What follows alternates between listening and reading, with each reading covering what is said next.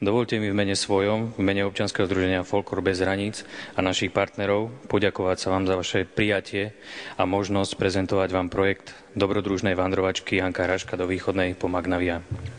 Naše občianske združenie sa pri príležitosti konania folklórneho festivalu Východná rozhodlo prispieť propagácii tradičnej ľudovej kultúry a upriamiť pozornosť širokej verejnosti na možnosť jej prepojenia s históriou v záujme podpory cestovného ruchu na Slovensku.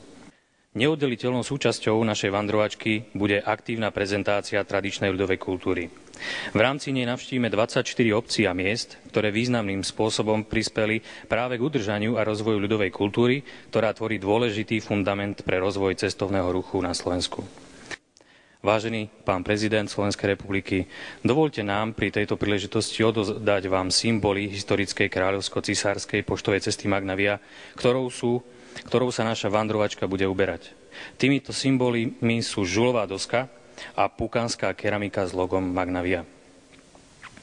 Vážená excelencia, nesmierne oceňujeme a vážime si váš osobný záujem o tradičnú ľudovú kultúru nášho národa, ktorú pravidelne prejavujete aj vašimi osobnými návštevami folklórnych festivalov.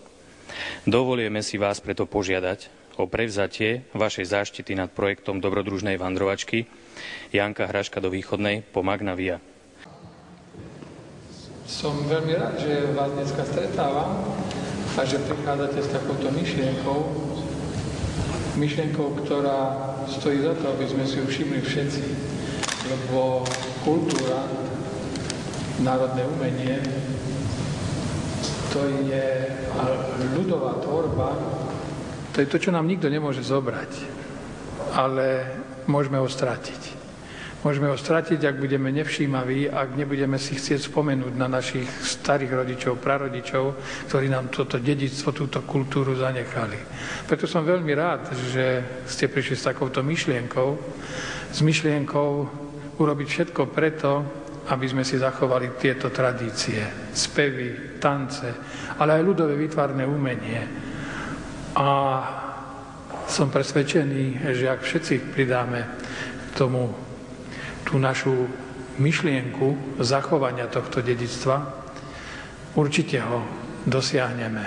Ale je k tomu potrebné, aby nás porozumeli aj nielen ľudia a tí, ktorí majú radi ľudové umenie, ale aby nás porozumeli aj zástupcovia štátu.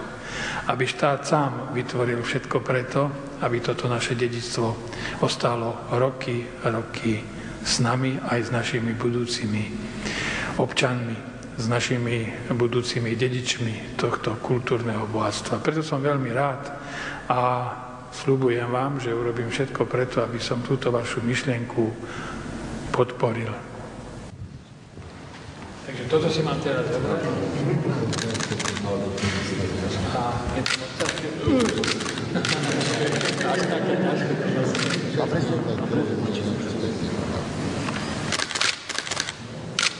Magnavia. Cesta cez koľko? 6 štátov alebo 5 štátov. Takže chcem túto vašu myšlienku podporiť aj tým, aby bola viditeľná. Aby bola viditeľná, že je to cesta, ktorou Slovensko si váži, ctí dedičstvo svojich predchodcov.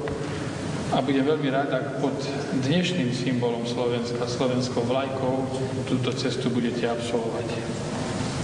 Mám to aj rozprestieť?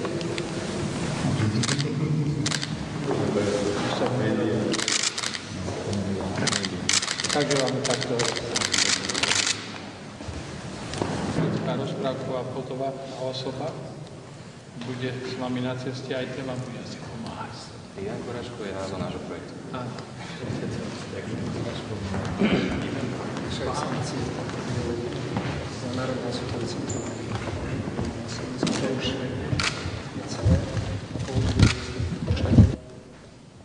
No ešte by som vedel vymenovať dvoch troch, ale je to pekné. Krásne obrázok. Ďakujem pekne. Toto je Igor. Na bicykli teraz nebudem chodiť, ale... Tvorcovia s týmto logom už aj pukanský hrnčiari, pôjdeme aj do Pukanca a oni nám už vyrobili takéto suveníry, aby turisti mohli si kupovať so znakom Magna Via. Inak veľkí hrnčiari budú. Ďakujem. Prajem, držím vám palce na to. Dajem, a čo vy pôjdete na aute za nimi? Dali auto. Dali si auto? My sa budeme.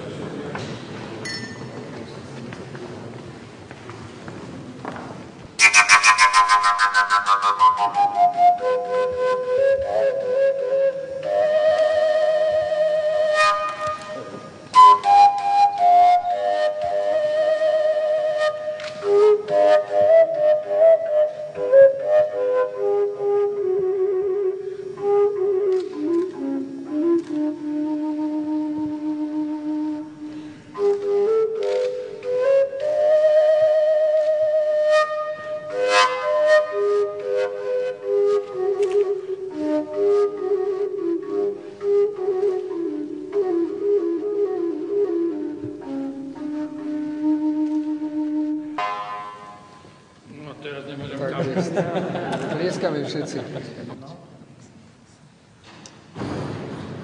Si nemyslíte, že len vy máte? Takže pán prezident.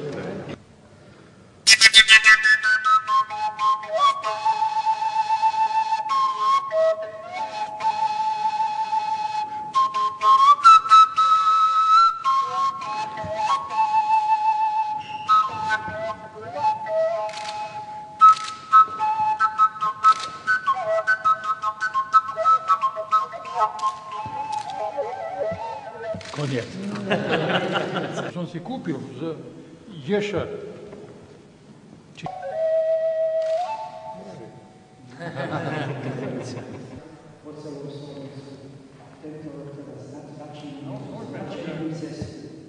Nejak tak dať ako dobrá, že keď sa vychádza, že ideš teraz na tú cestu. Že sú v tom koridore a že my... A máme tam taký slogan na kráľovskej ceste, kráľovské výsledky.